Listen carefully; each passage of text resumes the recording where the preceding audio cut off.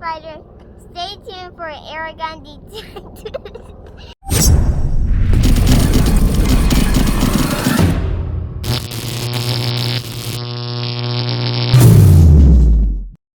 Welcome to another episode of Airgun Detectives. I'm JC, your host. Today, we're going to take the mystery out of the Beeman QB78S as in Sam. It's a CO2 rifle, comes in both .177 and .22 caliber. Before we get started, do me a favor. If you haven't, hit that subscribe button down in the corner. It doesn't cost you anything. It's absolutely free, but it really helps support the channel. Also, when you have an opportunity, check out my website, www.airgundetectives.com. On the site, got some hats, t-shirts. I also have my bipods, my Generation 2 bipods, which I have to apologize. I'm currently sold out and just having some major shipping issues in getting those things in. I have more coming. They'll be here, and I'll continue to post on my website. And if you guys are interested, just shoot me an email. I'll send you an email back as soon as they're in stock. All right, let's get down to the Beeman on hand. Here we go. This is a CO2 rifle. By the way, it does not come with this bipod, but it does come with the rail that's on the front of it here. It does come with that. All right, this is a CO2 rifle, and as I said earlier, it comes in both .177 and .22 caliber. It's a bolt action single shot. It takes two 12-gram CO2s. It's the same setup as the Beeman that we featured a couple weeks ago, the AR, when Lucy was our guest. Takes the two CO2s, one faces downward, point downward, the other one point of the CO2 upward. You put the cap on it, pierces the front CO2, you then fire the rifle. I'd like to fire it a couple of times. Pierces the back CO2. The gas is then released into the reservoir. That's how that works. All right, so again, I said this was a single action, bolt action. It's got a cross bolt safety on it. It has an 11mm dovetail, so if you want to mount some type of optics, you can. But it does come with open sights, and they are adjustable for elevation.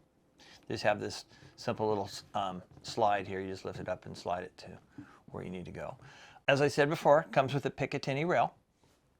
The gun itself weighs about 6 pounds. It's actually pretty solid. It's got this synthetic thumbhole stock, which is pretty cool, actually.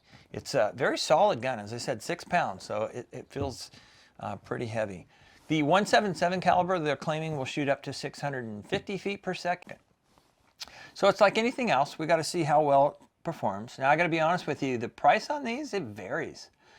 Anywhere between 70 and 130 bucks, depends on where you get it. I actually picked this one up for about $70 to the door. So let's see how well a $70 gun performs. Like I said, $70 to $130, that's your price range on this. But let's see exactly what we get out of it and how it performs. So stay tuned for the next segment. Okay, let's test our Beeman QB78 over the Crony. We'll see how well we do.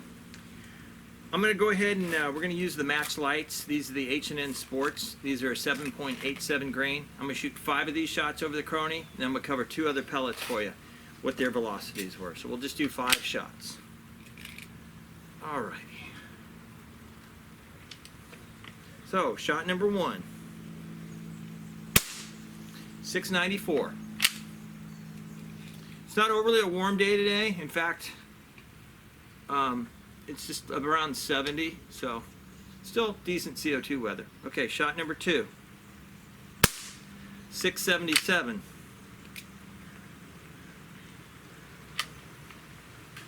Shot number 3. 677 again. Okay, shot number 4.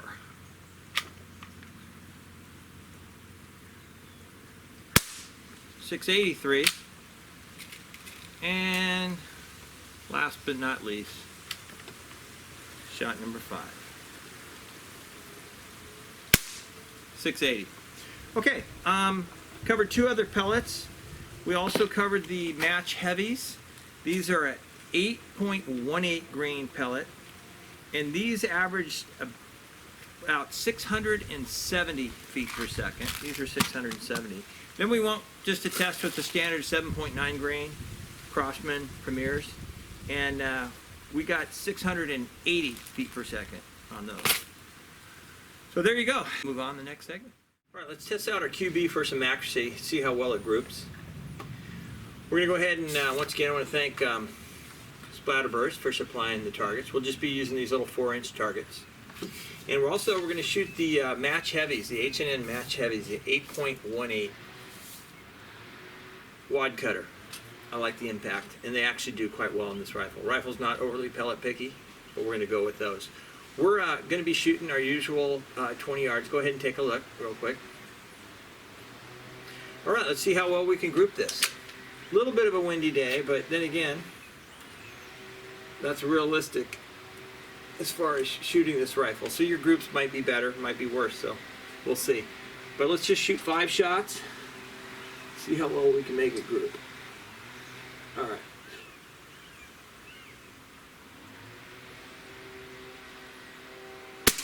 That's shot number 1. And shot number 2.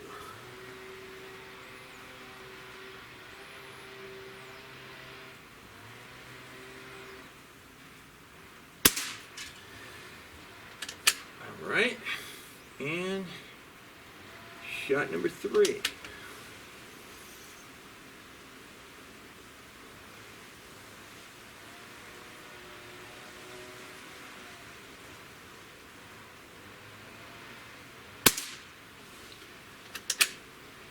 And shot number 4.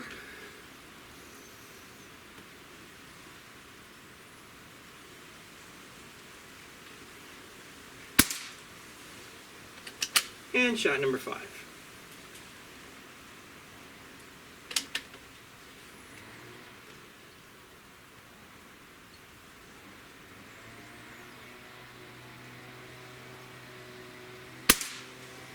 Yeah, I'd say that's a pretty impressive group, especially for a rifle under $100. Pretty awesome. All right, let's move on to the next segment. Let's test the trigger in our QB78. This is stock right out of the box. I'm going to show you exactly how it performs, but here's what I'm going to do. I'm going to then modify this trigger and show you what the potential is with a little modification. Okay, so right out of the box, we got our trusty Lyman trigger gauge here, and we are ready. So let's see how this does.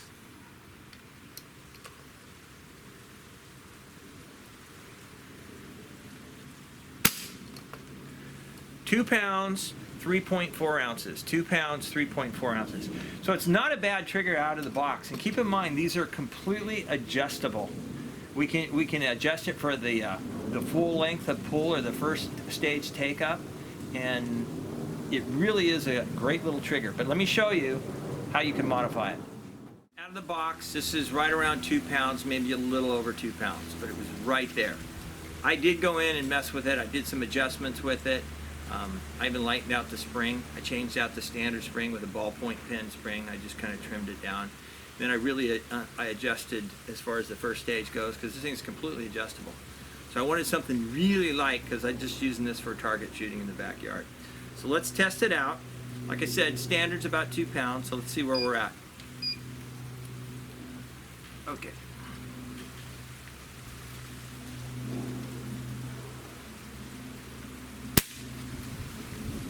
Okay, 7.8 ounces. 7.8 ounces. Yeah, I have that lightened up pretty well.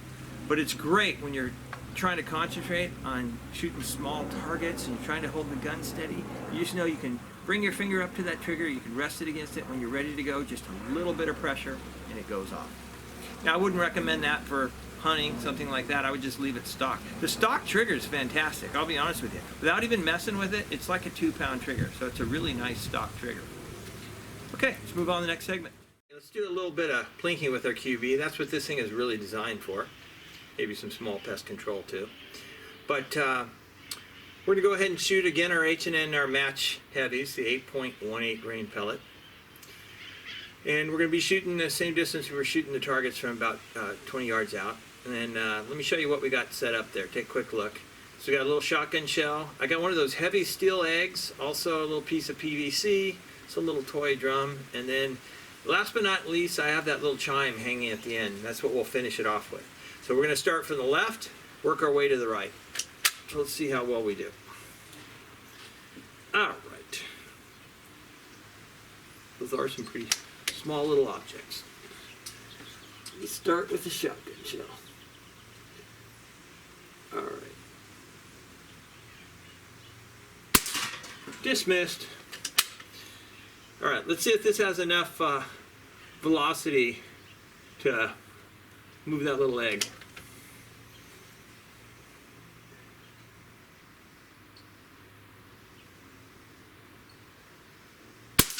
Oh yeah, definitely flattened that sucker out. All right, let's go with our piece of PVC there. Actually, I'm going to switch it up. I'm going to hit the drum and then come back for the PVC, because the PVC is going to shatter. Now that drum shattered. Little toy drum. Okay, piece of PVC. See if we can... by the way, pieces of old PVC dried up, you cut it into small pieces. They make pretty good little targets because they kind of explode on impact. So watch this. That one didn't explode so much, it bounced around. All right, let's see if we can finish it off by hitting that little thin chime there in the end.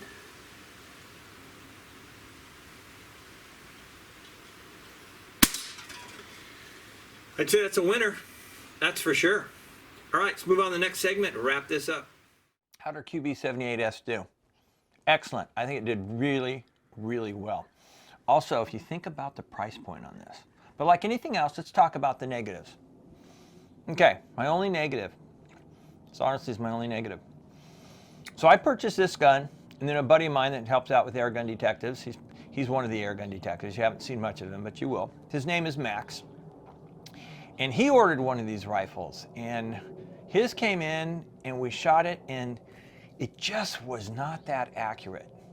So we sent it back, he exchanged it, and then the next one he got shot great. So the deal with these Beemans, as I found out, is 75% of the time you'll get a good barrel. 25% of the time you won't. And if that is your situation, then you just need to exchange it. But that would be my only negative. All right, let's talk about the positives, because I have a lot of positives. Think about the price point. I paid $70 for this to the door. And the performance of this is just amazing. And think about this.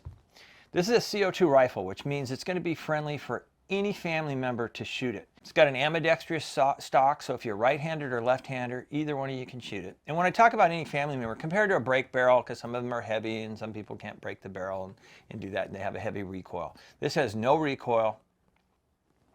It's got a nice trigger on it. And you know the best part of this? If you're noticing that this bolt, you see that? It's a little different color. It's because I polished it. This is one of the easiest air guns to work on. It really is. I'll be honest with you. If you're like an entry level into air guns and you kind of want to start working on them, this is the gun you want.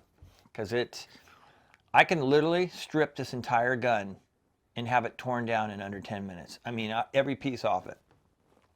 So it's actually, it's one of those guns that's really fun to get into, and I'll cover a couple things. You guys saw what I did with the trigger because I showed you the before and the after. One thing about the trigger, very simple. You'd obviously have to take the stock off this, and the way you take the stock off this, I don't really want to get into this too much with you right now, but you got to take the safety out of it. You got to put it on safe, and you actually punch the safety out. It pops out. There's a pin, the whole bit. You unscrew it, you remove it. Okay.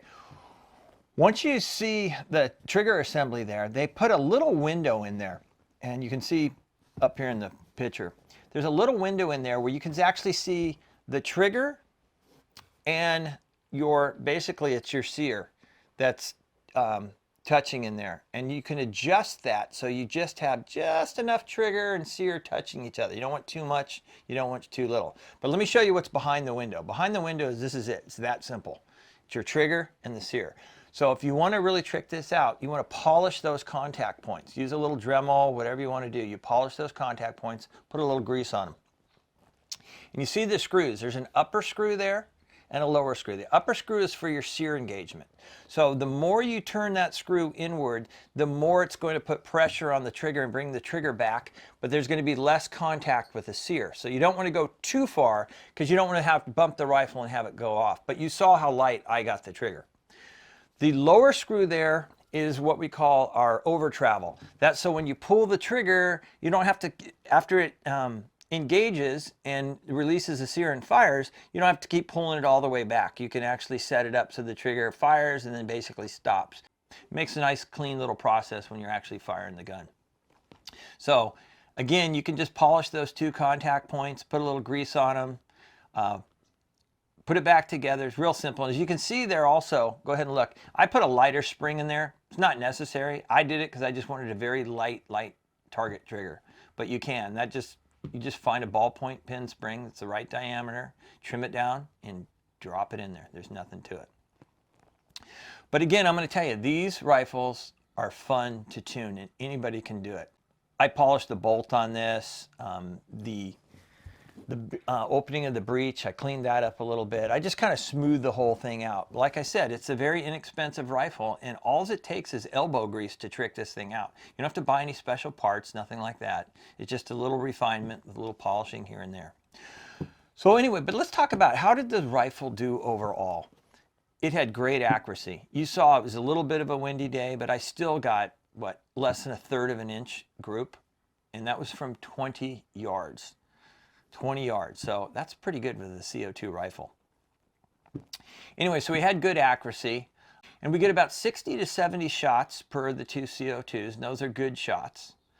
You got to remember the .177, what's that designed for? That's designed for fun, backyard plinking, maybe small pest controls. The 22 caliber, pretty much the same thing. It's going to shoot about 100 feet per second lower. But how do we do on our feet per second?